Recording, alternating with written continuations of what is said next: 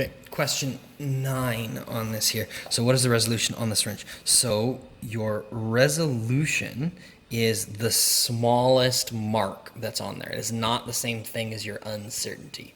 In fact, your rule of thumb is that your uncertainty is half of your resolution. So a few people gave me the uncertainty on here, but realistically all I want is the resolution. And each one of the smallest mark on here are these ones here, and they each represent 1 cubic centimeter. Okay, so that's the resolution of my measuring instrument. My uncertainty in that measurement would be plus or minus 0.5. Okay, but the resolution is 1. Okay, so I saw a lot of mistakes with this one. Nobody got more than 1 mark on this question. What conclusion can the student make from the data in figure 11? Use data from figure 11. So some people tried, but didn't really get it. So we look at our graph. Okay, we have a curve showing a negative correlation. Okay, so they are inversely proportional.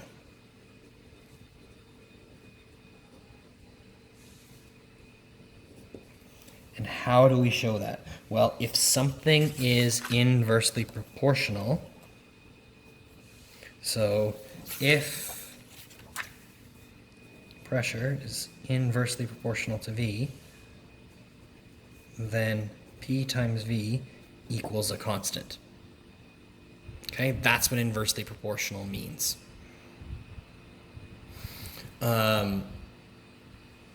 If you're directly proportional, then it would be P divided by V equals a constant. So how do I prove that? Well, I take some points. So at 8, so 8 times 200, or 200 times 8 equals 1600. And, 10 looks convenient. 160 times 10.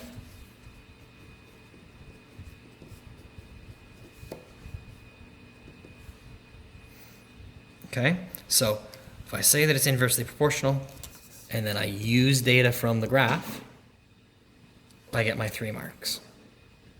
Okay, so that's what we were looking for. If you did this and you got like 1600 and 1550, you try a couple of them, see if they're close together. It could be just you're reading it wrong and it is still inversely proportional. If they're wildly different, like if it was 200 times 10 and then 150 times 12, you're not going to get the same values and they're going to be wildly different, then it's not inversely proportional. It's just a negative correlation. Okay, but we automatically think it's a curve, so we got to think inversely proportional. If it's a straight line, it's directly proportional. It's just a negative gradient. Okay, these are inversely proportional. Okay, this one here, a lot of people missing some things and not completely reading it and not quite getting the explanation right. Some were dancing around the answer, but to actually get it right. Okay. The mass and temperature of the gas were constant. Okay? In this practical, the temperature is not changing, and we're not adding more molecules. Okay? The other thing, we are not changing the area that it is in. We are changing the volume that it is in. So that's the key word we've used. So a lot of people saying smaller area, smaller area, smaller area. It's not. It's a smaller volume. Okay, so when a gas is compressed,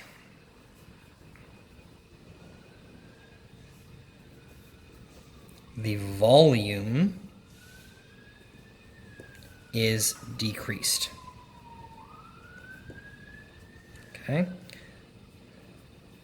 This leads to more frequent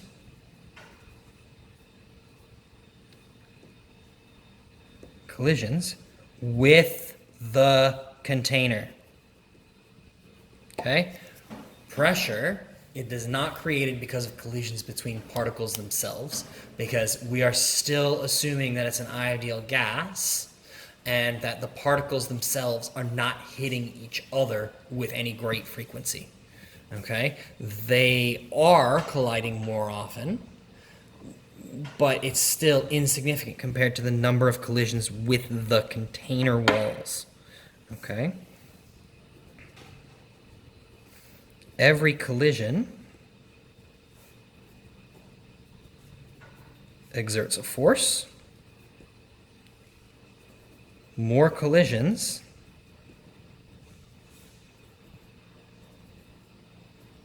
means more force and more pressure.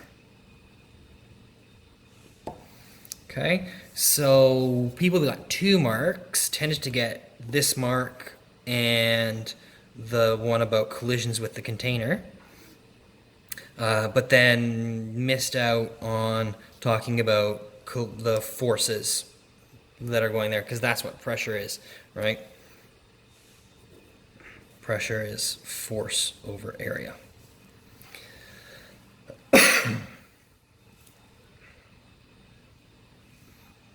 All right, that's question 9. I'm almost done.